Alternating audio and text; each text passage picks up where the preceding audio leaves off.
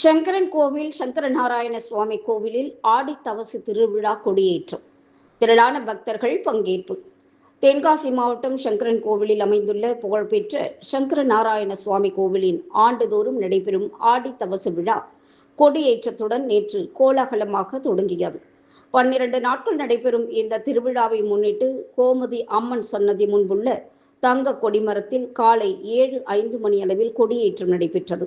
இதையொட்டி கொடிமரத்திற்கு சிறப்பு அபிஷேகம், அலங்காரம் மற்றும் தீபாராதனை நடைபெற்றது.